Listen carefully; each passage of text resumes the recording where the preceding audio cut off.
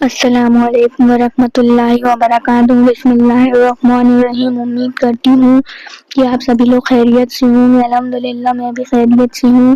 میں آج ایک نئی ویڈیو کے ساتھ تہجد پڑھنے سے کیا ملتا ہے، تہجد پڑھتے ہو تو سن لو، اور تہجد پڑھنے کا اصلی وقت کیا ہے، آج ہم اس کے بارے میں جانیں گے، تو ویڈیو میں انت تک بنے رہیے۔ تہجد کا اصل وقت کیا ہے، آج ہم اس بارے میں جانیں گے۔ بہت سارے لوگ کہتے ہیں کہ تہجد کا اصل وقت جو ہے وہ تیسرے پہر میں شروع ہوتا ہے۔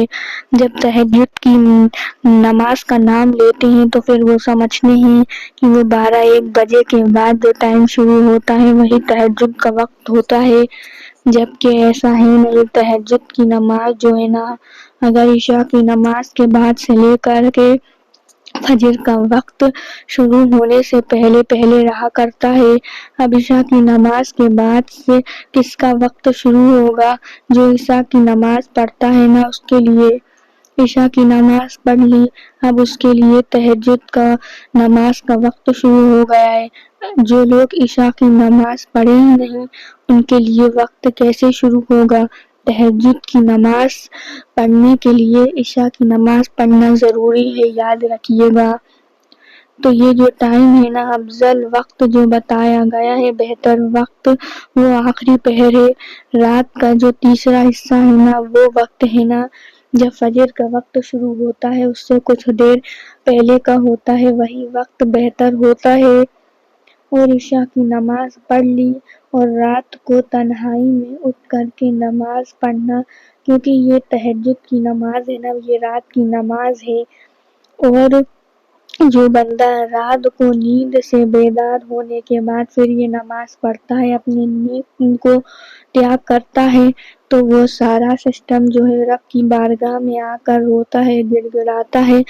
وہ وقت اسی لیے کہا گیا ہے کہ اس وقت اللہ تبارک و تعالی آسمان اول پر نزول ازوال فرماتا ہے اور کہتے ہیں، ہے کوئی مجھ سے بخشش مانگنے والا کہ اسے بخش دیے جائے، ہے کوئی جنت مانگنے والا کہ اسے جنت عطا کی جائے، ہے کوئی جو مجھ سے دولت مانگے، رزق میں برکت مانگے کہ اسے رزق میں برکت دی جائے۔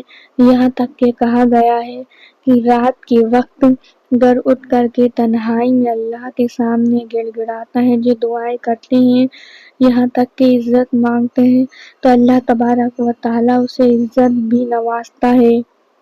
تو یہ تہجد کا وقت جو ہے سمجھ لیجیے عشاء کے بعد سے شروع ہوگا۔ ایک لمحے کے لیے بھی آپ کو نیند آئی، آپ اس میں اٹھ کر کے تہجد کی نماز ادا کر سکتے ہیں۔ اب یہ سمجھتے ہیں تہجد کی نماز پڑھنے سے کیا ملتا ہے۔ تہجد کی نماز پڑھنے والے کو یہ 3 چیزیں ضرور ملتی ہیں، مرد ہو یا عورت ہو۔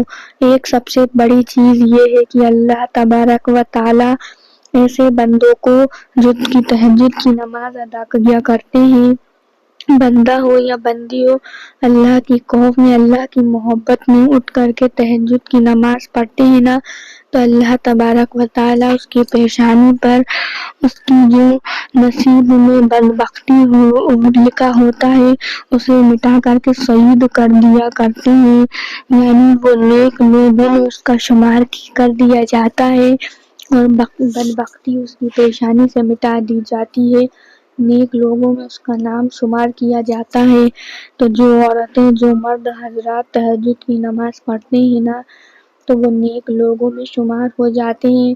دوسری سب سے بڑی چیز یہ ہے کہ اللہ تبارک و تعالی اس کے چہرے کو روشن کر دیا کرتے ہیں، لوگوں کا ہے نا مائل اس کی طرف ہو جاتا ہے، اس کے چہرے کو دیکھنے کے بعد خدا یاد آ جایا کرتا ہے، اس کے چہرے میں ایک ایسی کشش پیدا کر دی جاتی ہے کہ لاکھوں ہزاروں روپے کی کریم لگانے کے بعد بھی چہروں میں وہ چمک نہیں آئے گی جو چمک تہجد پڑھنے والوں کے چہروں پر آیا کرتی ہے۔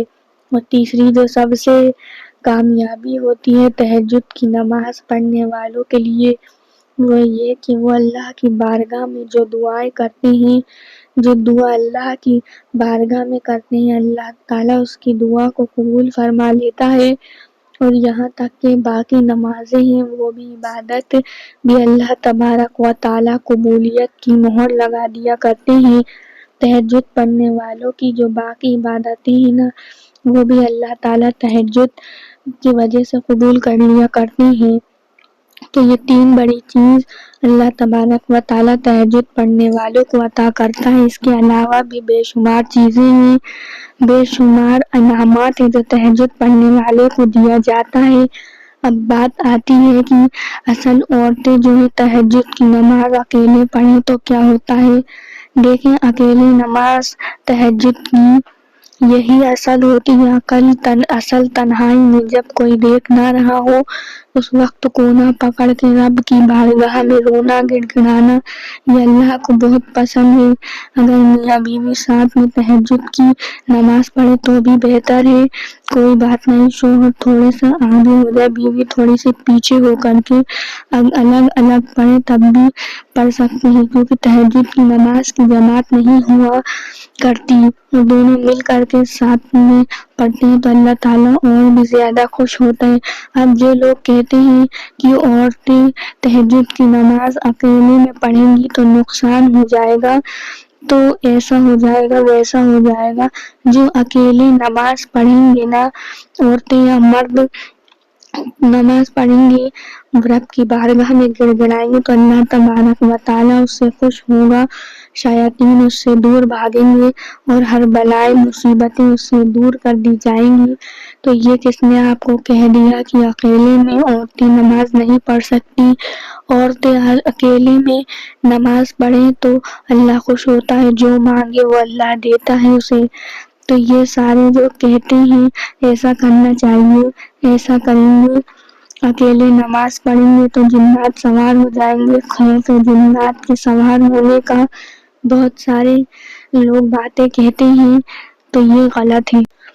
اگر آپ کو تہجد کا موقع ملا نا تو آپ ضرور لوگوں کے لیے دعائیں کریں، کیونکہ تہجد کا وقت ایسا ہوتا ہے کہ اس وقت تہجد پڑھنے والا رب کی بارگاہ میں جو دعائیں کرتا ہے اللہ تعالیٰ اس کی دعا کو ضرور قبول کرتا ہے۔ تو آپ جب بھی تہجد کی نماز پڑھیں سب کے لیے دعا کریں، اپنی فیملی کے لیے، اپنے بچوں کے لیے، اپنے بچوں کے اچھے فیوچر کے لیے، سب کے لیے دعا کریں، اور سب کو توفیق ملے کہ سب انسان تہجد کی نماز پورے 5 وقت کی نماز ضرور ادا کریں۔ چلیے یہ ویڈیو کو میں یہی پینڈ کرنا چاہوں گی۔ اگر آپ کو میری ویڈیو پسند آئی تو پلیز میرے چینل کو ضرور سبسکرائب کریں، بیل آئیکن کا بٹن دبانا مت بھولیں، میرے ویڈیو کو زیادہ سے زیادہ لائک کریں، شیئر کریں اور کمنٹ کر کے ضرور بتائیں کہ آپ کو میری ویڈیو کیسی لگی۔ اسی طریقے سے اسلامک موضوع کے اوپر ویڈیو آتی رہیں گی تو ثواب جاریہ کے طور پہ ویڈیو کو شیئر کرنا نہ بھولیں۔ آپ سبھی لوگوں سے ملتے ہیں اگلی ویڈیو میں۔ ویڈیو دیکھنے کا بہت بہت شکریہ، جزاک اللہ خیر۔